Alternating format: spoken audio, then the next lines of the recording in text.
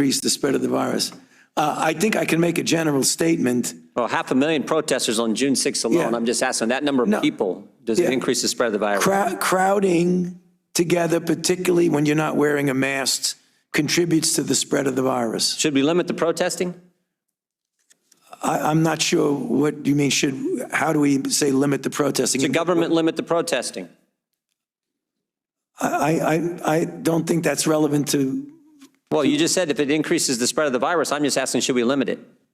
Well, I'm not in a position to determine what the government can do in a forceful way. Well, you make all kinds of recommendations. You make comments on dating, on baseball, and everything you can imagine. I'm just asking you just said that protests increase the spread. I'm just asking you, should we try to limit the protests? No, I think I would leave that to people who have more of a position to do that. I can tell you. Government stopping people from going to church, Dr. Fauci. Yeah. Last week in the Calvary Chapel case, 5 liberals on the Supreme Court said it was okay for Nevada to limit church services. Justice Gorsuch said it best. He said there's no world in which the Constitution permits Nevada to favor Caesar's Palace over Calvary Chapel. I'm just asking, is there a world where the Constitution says you can favor one First Amendment liberty, protesting, over another, practicing your faith? I'm not favoring anybody over anybody. I'm just making a statement that's a broad statement that avoid crowds of any type, no matter where you are, because that leads to the acquisition and transmission. And I don't judge one crowd versus another crowd. When you're in a crowd, particularly if you're not wearing a mask, that induces the spread. It's a simple question, doctor. Should we limit the protests? Government is obviously limiting people going to church. And look, there's been no violence that I can see at church. I haven't seen people during a church service go out and harm police officers or burn buildings. But we know that, for 63 days, 9 weeks, it's been happening in Portland. Right. Yeah. Well, one night in Chicago, 49 officers were injured, but no limit to protests. But boy, you can't go to church on Sunday. What was the? I don't know how many times I can answer that. I'm not going to opine on limiting anything. I'm just going to tell you. You've opined on a lot of things, Dr. Fauci. Yeah, but I've never. This is something that directly impacts the spread of the virus, and I'm asking your position on the protest. Yeah, I'm not going to opine on limiting anything. I'm telling you what it is, the danger. And you can make your own conclusion about that. You should stay away from crowds, no matter where the crowds are. Government has stopped people from going to work.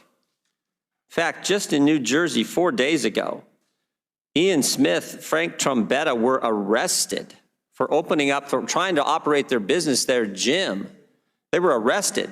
But my bet is if these two individuals who own this gym were outside just in front of their gym, and all the people who were working out in their gym were outside protesting, they'd been just fine. But because they were in the gym working out, actually running their business, they got arrested. Do you think that's okay?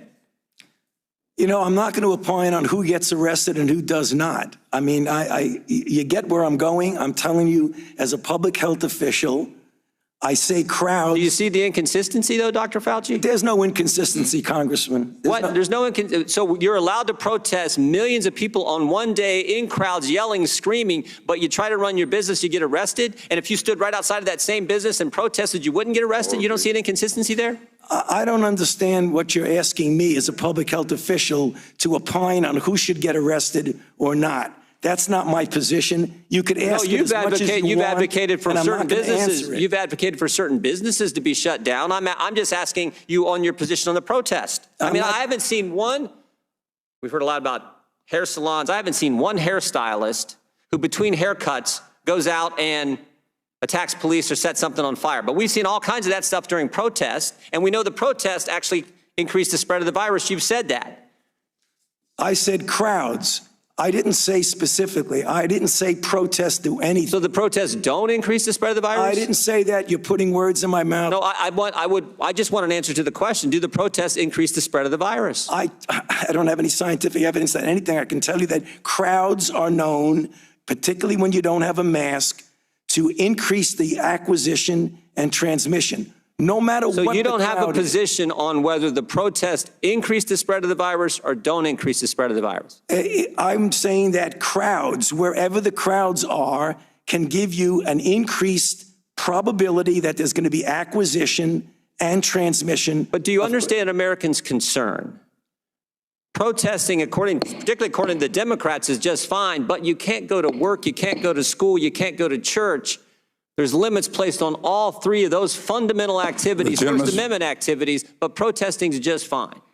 You know, the gentleman's time has expired, but I'll just ask the gentleman to just think about his question and put it in reference to crowds that gather at political meetings, at fundraisers without masks, on an oil rig in Texas, nobody wearing a mask, nobody social distancing, but a fundraiser. right. Would that be problematic? With that, I'll yield 5 minutes to Mr. Foster.